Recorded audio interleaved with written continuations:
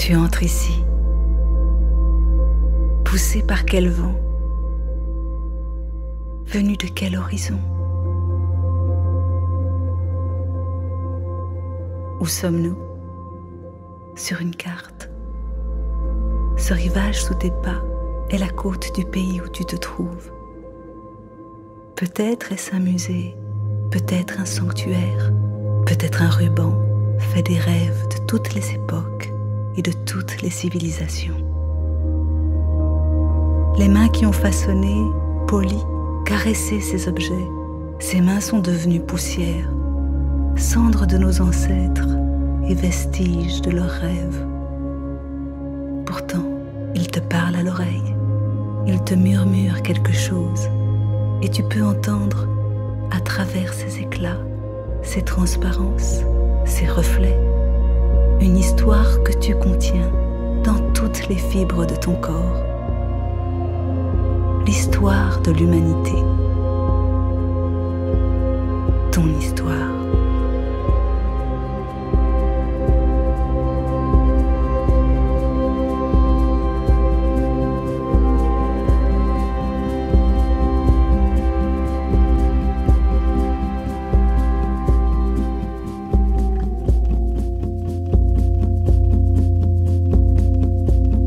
Leurs yeux s'ouvrent pour te regarder.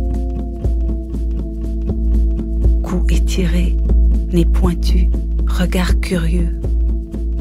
Cette sculpture semble s'arracher à la terre. Il y a 8000 ans, pour la première fois, des humains façonnent des statues monumentales à leur image.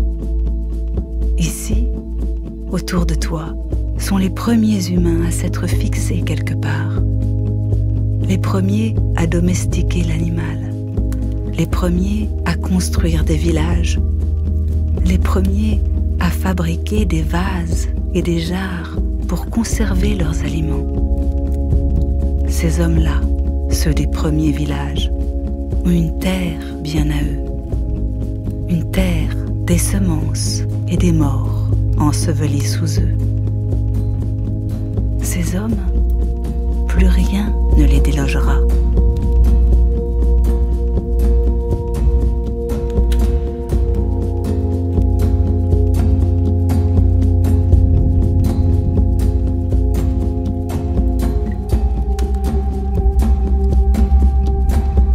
Une rumeur te parvient.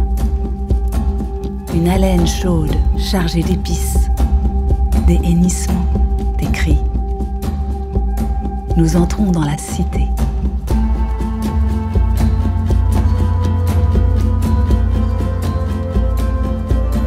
Elle se nomme Our en Mésopotamie, Thèbes en Égypte, Anyang en Chine. Des caravanes s'y engouffrent et les voyageurs découvrent stupéfaits les temples et les palais bâtis sur leur rivage. Des hommes y sont devenus riches. Des prêtres y sont devenus puissants. Voici les premiers rois.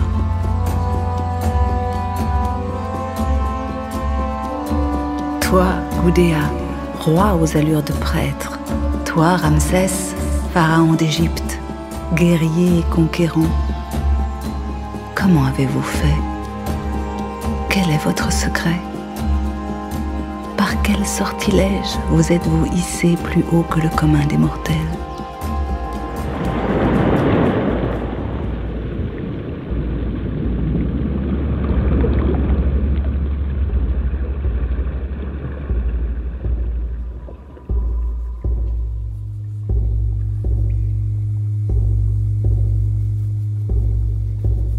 As-tu déjà vu le monde dans un grain de sable et l'éternité dans une heure? As-tu déjà rêvé de tenir l'infini dans la paume de ta main?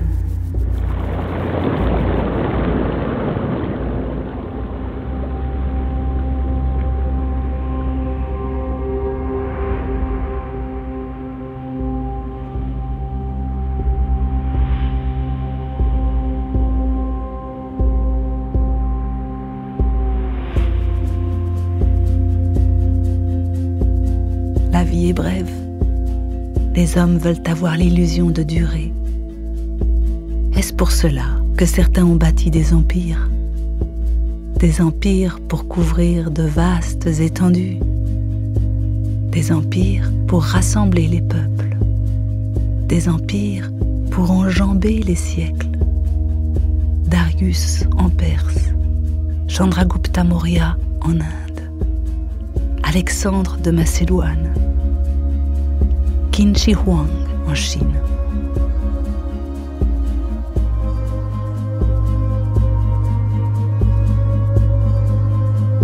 Dans les cités de l'Empire, des bustes répandent l'image des souverains et des reines. Que l'empereur se nomme Auguste, Adrien, Constantin, ces traits de marbre ou de bronze donnent à voir le charisme et l'autorité.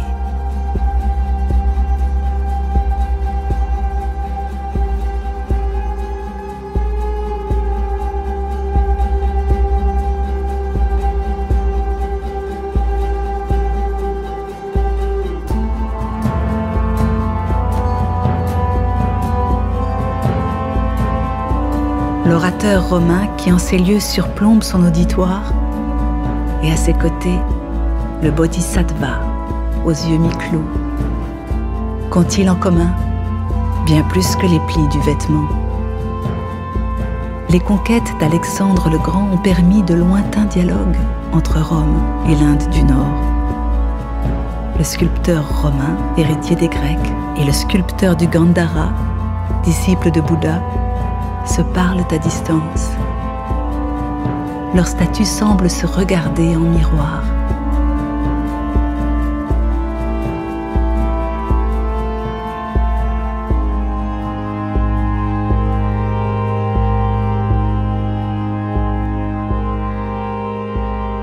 Aucun empire n'est éternel. Lorsque les grands empires de l'Antiquité s'effondrent, les arts se métamorphosent pour porter un nouveau message. Sur les décombres des empires naissent les religions universelles.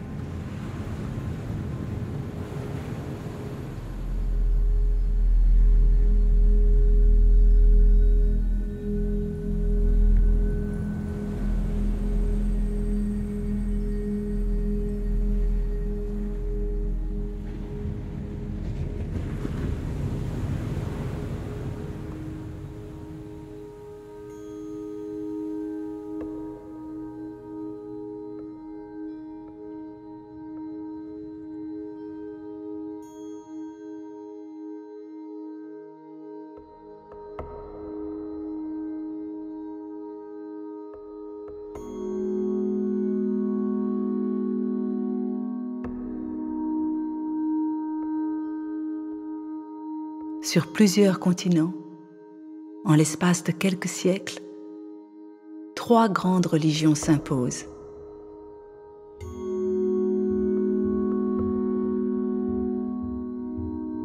En Chine et en Asie, le bouddhisme. En Europe, le christianisme. En Arabie et en Inde, l'islam.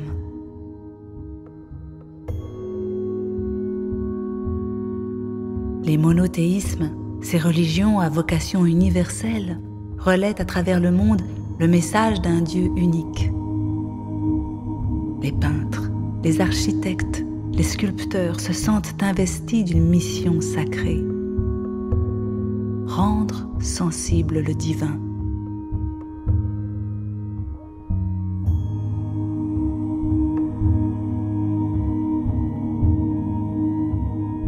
Nées sous des cieux différents, les religions universelles partagent des valeurs communes.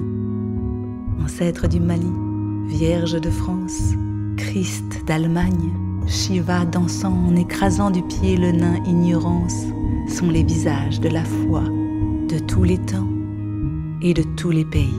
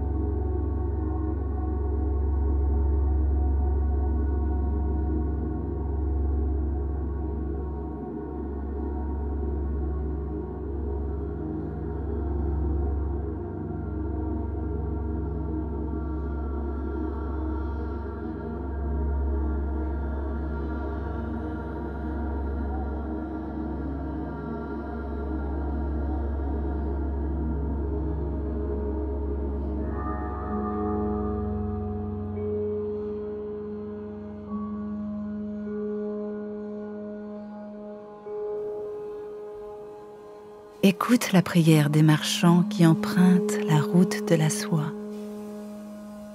C'est par eux que le bouddhisme, né en Inde, dans le bassin du Gange, s'est frayé un chemin jusqu'à la Chine.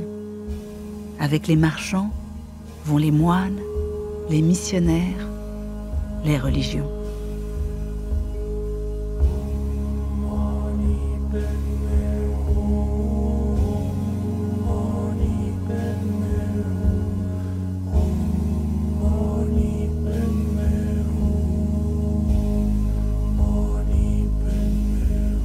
Sur la route de la soie, un bodhisattva a fait un long voyage.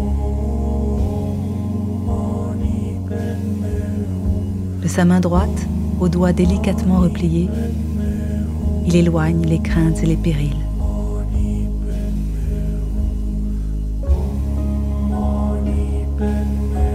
À dos de chameau ou de cheval, matière première et produits de luxe circulent dans un sens et dans l'autre. Route de la soie, axe terrestre et maritime, réseau pour le commerce. Il diffuse marchandises et croyances. Bientôt dans l'esprit des hommes, voyage et bonne fortune ne font qu'un.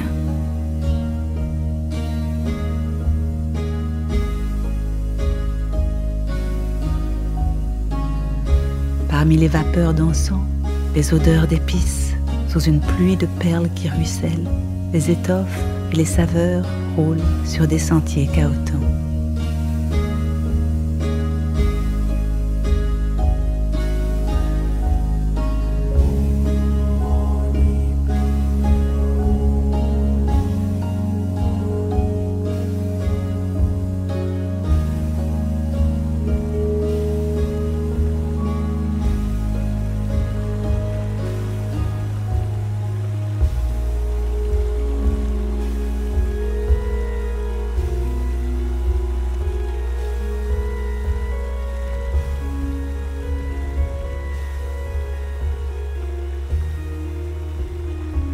À l'entrée d'un monastère, une grande vasque sculptée invite le voyageur à laver ses mains et à purifier son âme.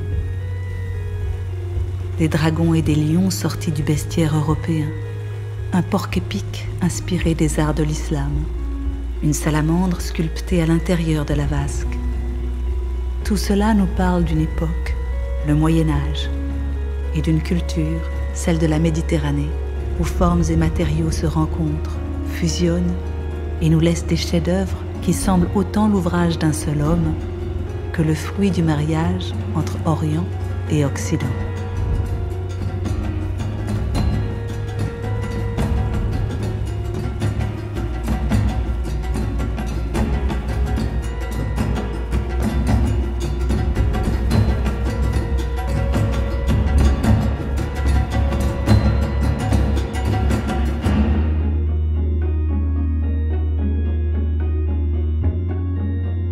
Venise, Gênes, Pise en Italie sont les cités portuaires par lesquelles l'art islamique est entré en Europe.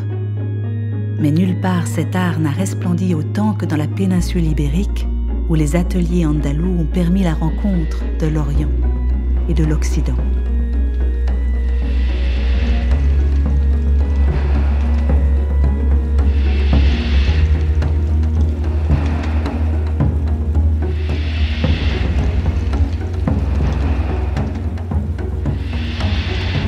Ce lion, autrefois, était sans doute un automate, capable de rugir comme un fauve.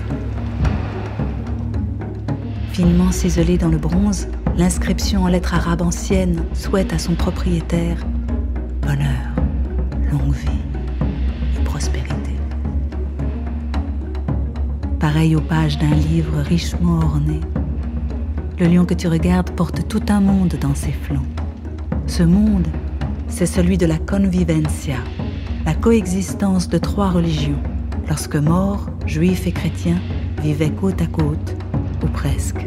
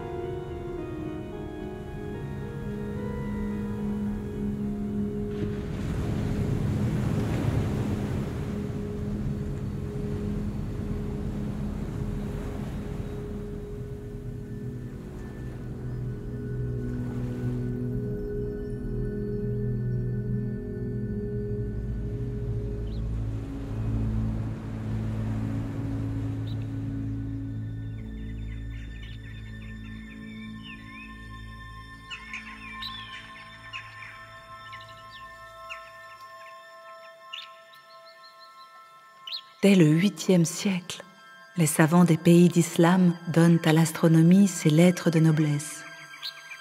Traités, cartes et instruments de mesure se multiplient. Au XVe siècle, la caravelle portugaise, légère, rapide, facilite les grandes expéditions. Pour la première fois, l'humanité fait le tour du globe. Les récits des explorateurs, de plus en plus largement diffusés depuis l'invention de l'imprimerie, font découvrir l'ailleurs, font découvrir l'autre. Sous l'épée des conquistadors, le tout premier contact entre l'Europe et l'Amérique laisse des temples détruits, des peuples décimés et des hommes aveuglés par le mythe de l'Eldorado. Voyageurs, l'or, le vrai, n'est pas celui qu'on extrait de la terre. L'or, rapporté du nouveau monde, est dans l'éblouissement devant l'ailleurs, devant l'autre. C'est cette pépite que nous ont léguée les voyageurs de la Renaissance.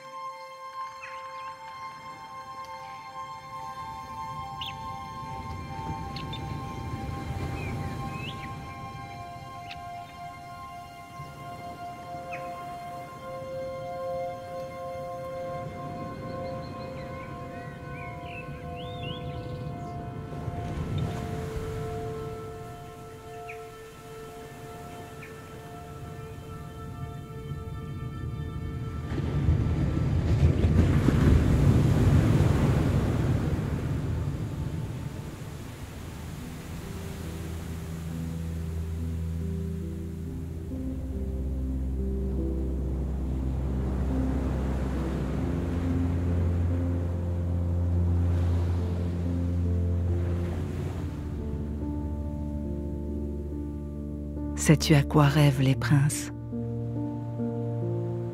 Qu'ils soient rois Oba au Bénin, Maharaja de Mewar en Inde, qu'ils soient François Ier en France ou Philippe V en Espagne, ils rêvent d'ornements dignes de sa splendeur. Maintenant que le monde est relié, les ambassadeurs et les produits de luxe circulent d'une cour à l'autre, mariant art et diplomatie. Les princes rivalisent de magnificence. Pour faire l'admiration de ses rivaux comme de ses sujets, un roi a besoin de symboles. En achetant des œuvres et en passant commande de sculptures, de tapisseries et de portraits, le prince devient mécène et collectionneur. Les œuvres monumentales ornent les galeries des palais et les monarques prennent la pose, superbe et désinvolte. En Europe comme en Inde, au Bénin comme en Turquie, l'art est plus que jamais un enjeu de pouvoir.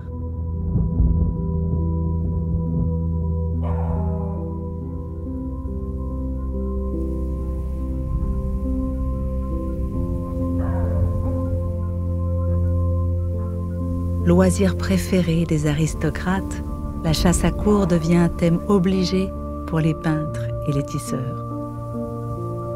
Ces tapisseries sont l'œuvre de la manufacture royale des Gobelins.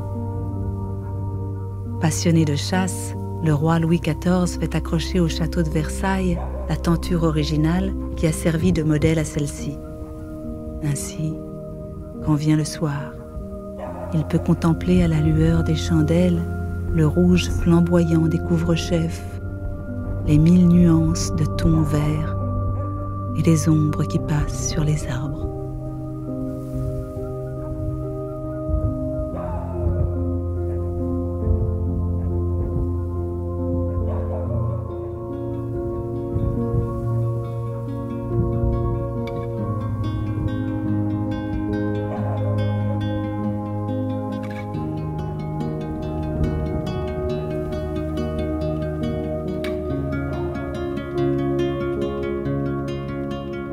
Au XVIIe siècle, en Afrique, en Asie, en Amérique, en Europe, comme dans l'Empire ottoman, se déplacer loin, très loin de chez soi, n'est plus le privilège des explorateurs, des diplomates et des marchands. Des gens de plus en plus nombreux émigrent pour quelques années ou pour le restant de leurs jours. Pauvres et moins pauvres, libres ou esclaves, poussés vers d'autres latitudes, par le vent du commerce ou les hasards de la vie. Ils emportent avec eux leur langue et leurs croyances. Ces mobilités façonnent un monde nouveau, un monde pluriel, où l'on peut être d'ici et d'ailleurs. Marchand de café ottoman à Vienne, esclave affranchi à Londres ou Paris, ambassadeur birman à la cour moghole. Au gré des migrations, des rencontres, des échanges, le goût de l'exotisme se répand de pays en pays. Les arts reflètent comme un miroir la première économie monde.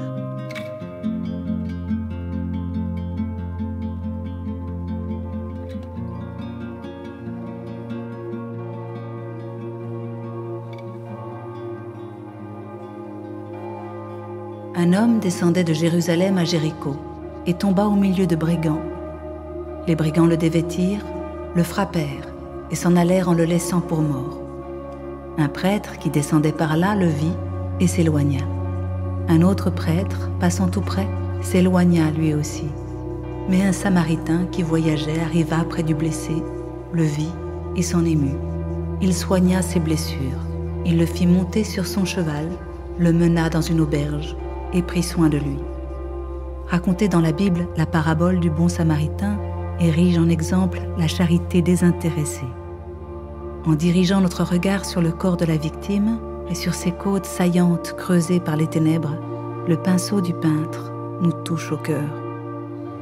Pour rendre sensible une histoire, un artiste n'a pas besoin de mots, seulement de nos yeux qui regardent en silence.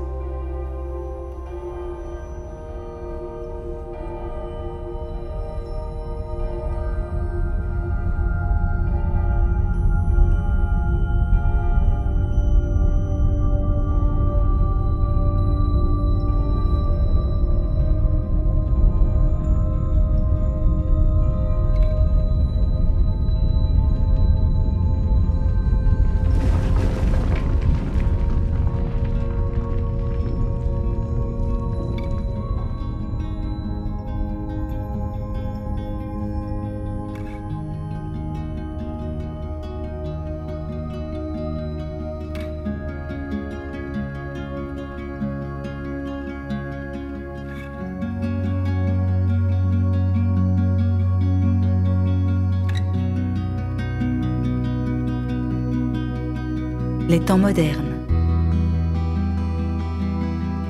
Europe, Amérique, des idées nouvelles se font jour. Journaux, gazettes, livres propagent l'esprit du siècle. Lumière, Aufklärung, Enlightenment. Ce qu'on murmurait tout bas dans les foyers, les salons, est proclamé sur la place publique. Les hommes naissent et demeurent libres et égaux en droit. Les mots électrisent l'atmosphère et provoquent des révolutions.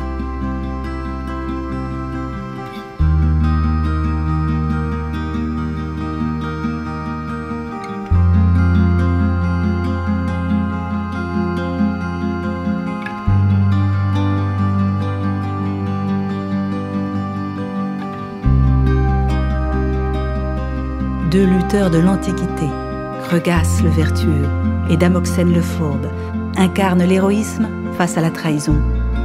Du tranchant de la main, Damoxène frappe Creugas d'un coup interdit par les règles du combat. Sous le couteau du sculpteur Canova, les idéaux antiques, l'héroïsme, la vertu, reviennent hanter les temps modernes.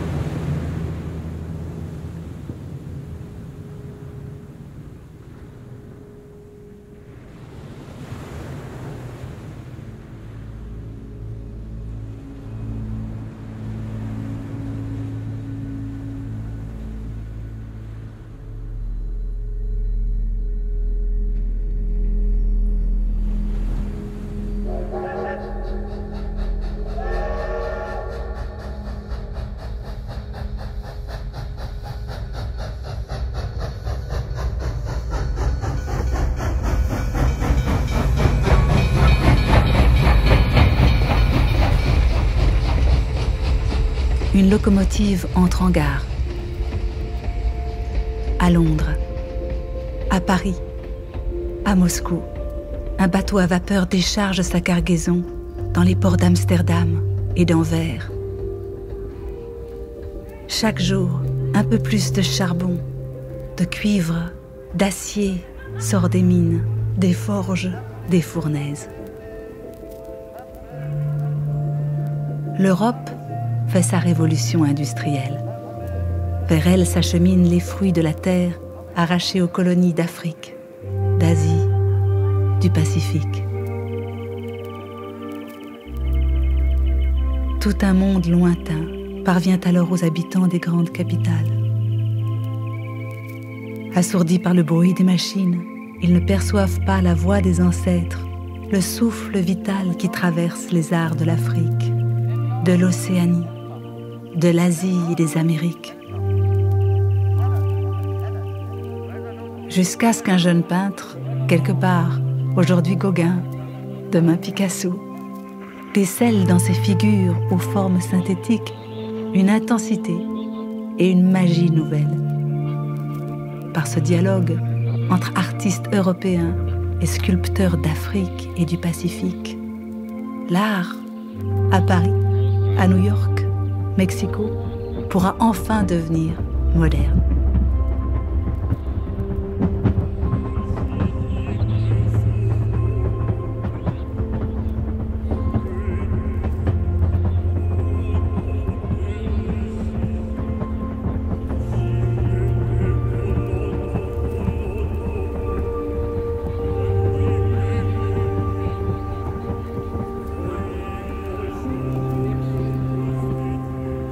Au milieu du XIXe siècle, les peintres s'emparent des innovations de la science.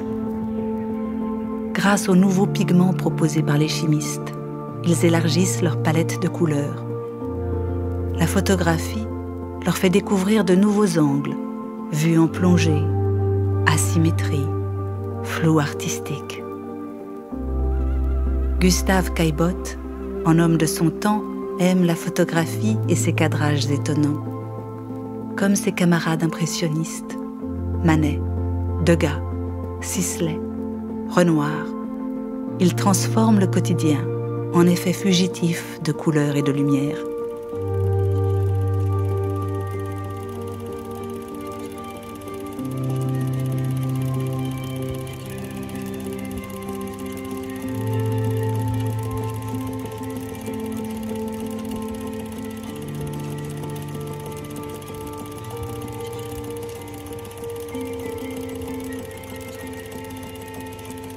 Le cinéma qui naît, à l'aube de ce XXe siècle, est à l'image des temps à venir.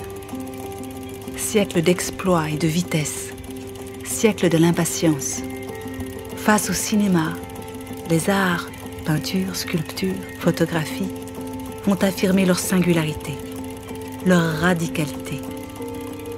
Qu'elle soit esthétique ou géographique, l'art n'a plus de frontières.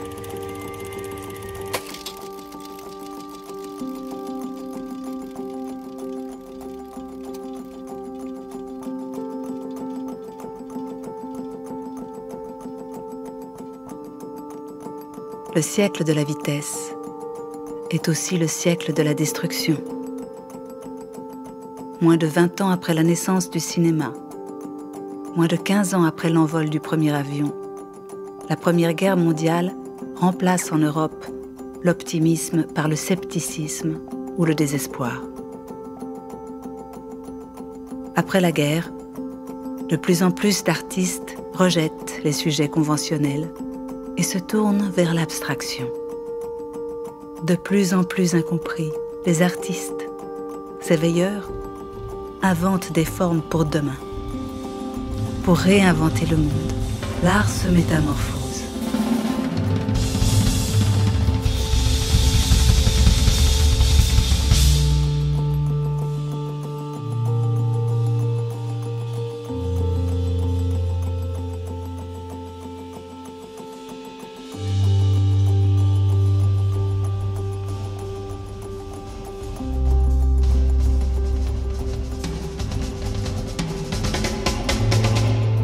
Kazuo Shiraga, artiste japonais, n'utilise ni pinceau ni couteau.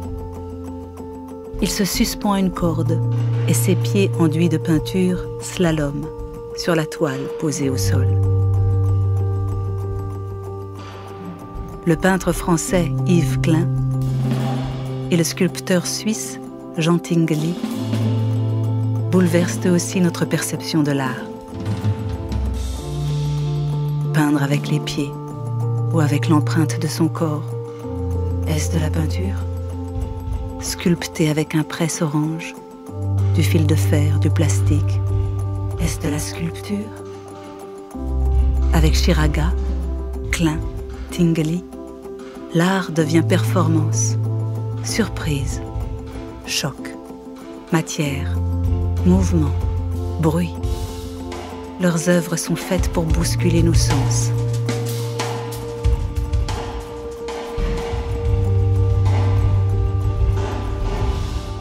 Une peinture, une sculpture peuvent être non figuratives, abstraites, déroutantes, et tisser malgré tout des liens puissants avec notre histoire, notre identité, notre mémoire.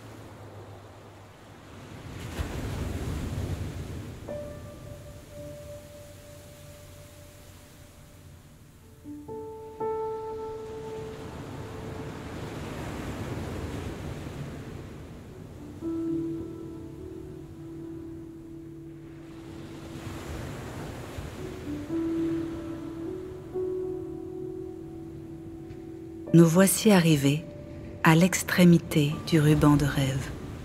Le présent, notre présent. Les artistes d'aujourd'hui, comme ceux d'hier, interrogent notre place dans le monde avec les matériaux et les formes de leur temps.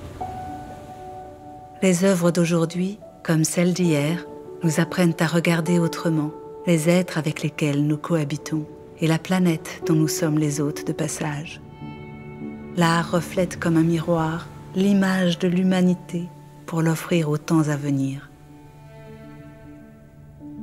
Au-delà de cette salle, le ruban se prolonge, fait de nos rêves et de nos efforts conjugués pour les préserver. Suis-moi et écoute. Le pouls du temps bat au dehors. Le voyage ne fait que commencer.